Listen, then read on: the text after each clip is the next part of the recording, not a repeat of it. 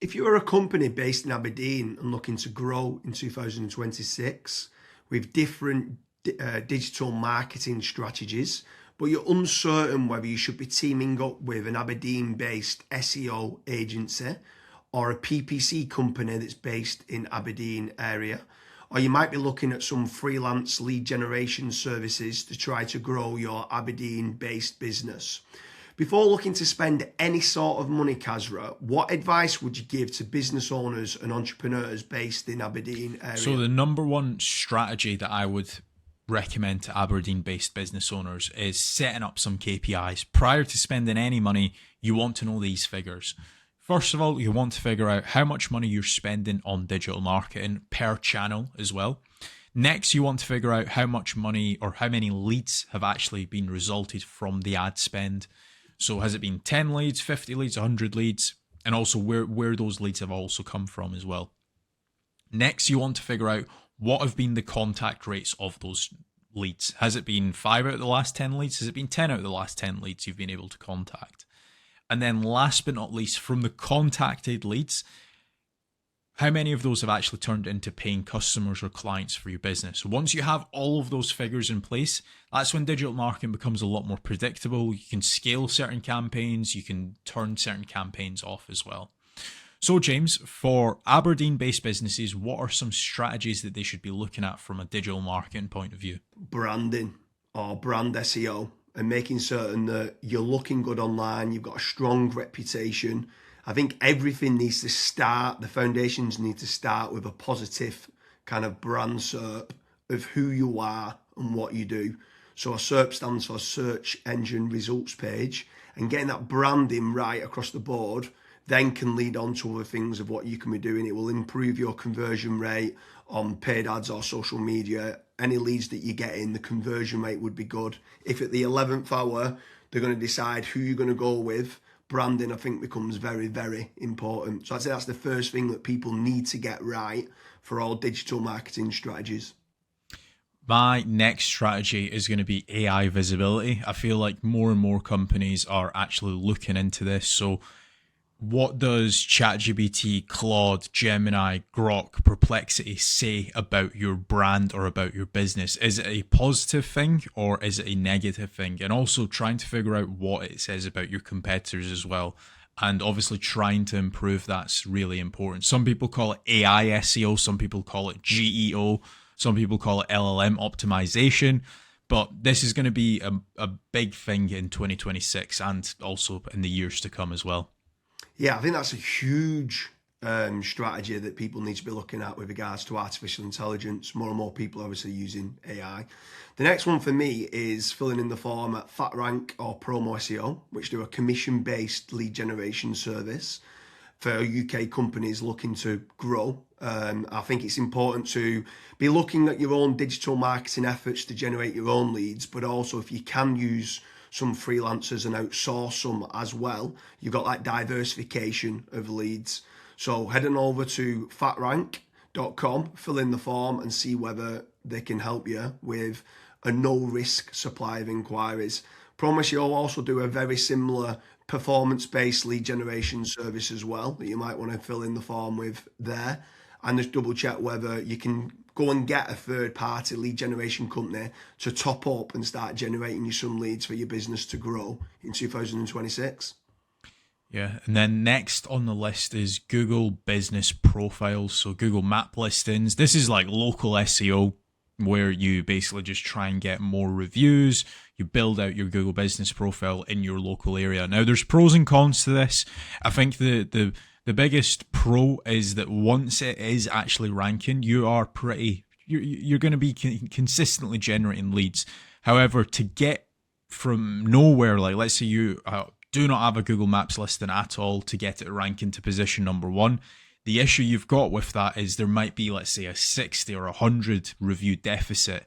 And to obviously get those reviews, you need leads. So it's one of those things. It's like the chicken and the egg.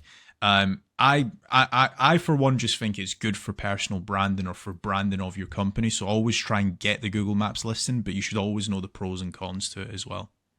Yeah, for certain. If you're in a local area, you want to try and get those local maps listing. For me, you need to be omni-channel and omnipresent. Yeah. I think the next part is SEO in general, so organic SEO. Can you be building up your website to try and get your website ranking better? If you are in local area, you might want to do your service with the area of where you cover. So like plumbing in Manchester, create a page for that. Hopefully then share that on the Google business profile of what you mentioned. But trying to get organic rankings, the amount of search volume that people are out there searching for different services of what you do, or it could be some blog posts that you could be doing as well. There's different strategies on there that you can be doing, but ideally you want good quality content, build up topical authority, and try and get some third-party backlinks to power up the site to get those organic SEO rankings. I think that's another big part that you need to be doing as part of your digital marketing strategies in 2026. Yeah, and then the next one, which kind of ties back to what you were saying before, James, is obviously organic social media. Now, organic social media, I think it's more of a numbers game. So try to create good content that your audience would actually view. Like I see this time and time again where I look at brands and they've just published maybe 4 or 5 posts on their Instagram profile and they've not been active for 3 years, right? That's not going to drive you sales. But if you can do how-tos, if you can do guides, maybe you can do before and afters, right? If you can do content like that, that way people will see you on socials and they will actually click to actually figure out more about you, fill in the contact form. The caveat to organic social media, yes, it's free to do. It's not like PPC, for example, but it is very much a numbers game. So you want to be consistently uploading, maybe not every day, but at least 3 or 4 times a week. Yeah, for sure. On the subject of social media, paid social ads as well is massive. I'm a massive advocate of the kind of the dollar a day strategy of what people talk about. So if you are going to be taking the time to be posting every day, like you mentioned there for organic social media, just spending a few pounds on those posts and boosting it. So getting case studies, any awards that you've won as well for reputation and starting boosting that. You can also be running retargeting ads. So if anyone's clicked through to your website, you can be running retargeting, which is paid social as well.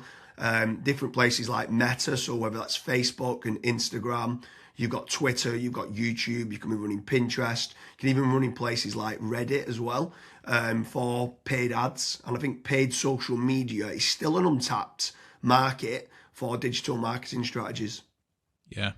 The next one is it's probably a love-hate relationship. It's PPC, right? Google AdWords or doing it on Bing, wherever. That's basically the sponsored results. So if you search for a service, it's above local SEO.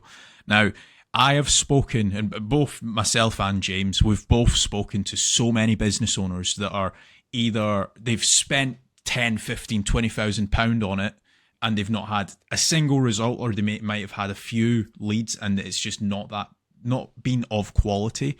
Or you've got other guys that have spent hundreds of thousands on it and they're like, it's the best thing that's ever happened to my business.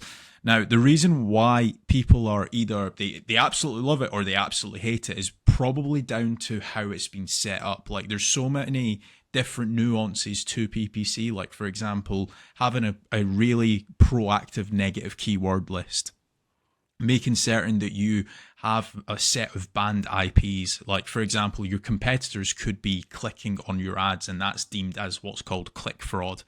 Making certain that you've got a high converting landing page, making certain that you KPI your sales team. So when a PPC lead comes in, that is one of the first priorities that they actually take when it comes to contacting the lead. There's all of these different nuances, and if you're not on the ball with PPC, it's probably not going to work for your business. However, if you've got a really good, well-refined sales team, you've got a really good landing page, you've got a well-kept, up-to-date negative keyword list, you are using click fraud software, at that point, it will actually probably perform well for you. But again, just know the pros and cons to PPC. Yeah, for sure. There's certainly pros and cons. There's benefits of using it to get instant leads, but like you said, the amount of people that we speak to that have burnt a lot of budget and not had the inquiries and stuff that's come through as part of the digital marketing is pretty scary. While we're on the subject of paid, obviously we spoke about paid social ads, and now you've spoke there about PPC with Google or Bing. I'm going to throw in the mix paid ads on AI platforms. It's not fully rolled out as we're doing this video, but I know that ChatGPT are looking to try and roll out ChatGPT ads. Claude, Perplexity, other kind of LLMs might start rolling it out in 2026.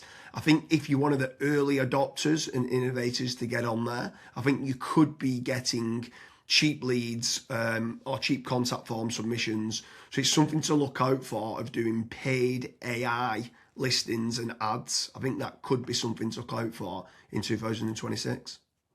Next on the list, and this is a little bit out of control. You do obviously have like forums that you can get your brand mentioned in, like for example, Reddit and Quora. That very much comes down to the after fact. Like, where are your customers that you've been dealing with previously? Are they actually raving and shouting about you? If they are, then that's a very good resource of getting other people recommending you. So if you can get that, again, it's a little bit out of your control, but asking for reviews, asking for them to recommend you to friends, to people, that can obviously generate you a decent amount of leads and inquiries as well. Yeah, for sure. And the add-on benefits to places like Reddit is that it's getting cited so much now in the AI overviews. So when you spoke there early on about AI visibility, if you can try to get a positive kind of lot of people talking about the products and services of what you do and some reviews on there, it's indirectly then going to help you, or directly actually is going to help you with AI visibility. And then the last one for me is tradesman websites, so like Check a Trade, Bark, or teaming up with a third party lead generation company. Something I would say with all of these practices, Kazza touched on earlier about making certain that you understand your KPIs and your ROAS, return on ad spend. I think it's very important for business owners that are doing any sort of digital marketing to be tracking how much time and effort's being put into, let's say, running organic social media or running paid ads. Everything should have KPIs put in place. And this is exactly the same then with tradesman websites like Check a Trade, Bark, Rated People, My Builder. These could all be amazing platforms to generate leads that could get you a positive return on investment. And if you do, you should continue to be using those platforms. There's certain lead generation companies out there as well that could generate you quite a lot of leads. They could be using organic SEO or PPC or social media ads to generate you those leads. But if they are getting you a positive return on investment, again, I'm all for it as part of your digital marketing strategies. But I just want to repeat one more time with regards to FatRank and Promo SEO.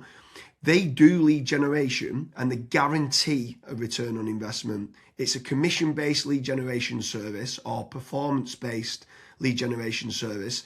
So make sure you head on over there, fill in the form. That could just be one part of generating leads of many. You should be trying to generate your own. You should never have a single point of failure, and you should be trying to get that diversification. But make sure you head on over to Promo SEO or FatRank lead generation service as part of your digital marketing efforts in 2026. Thank you very much, Kazra.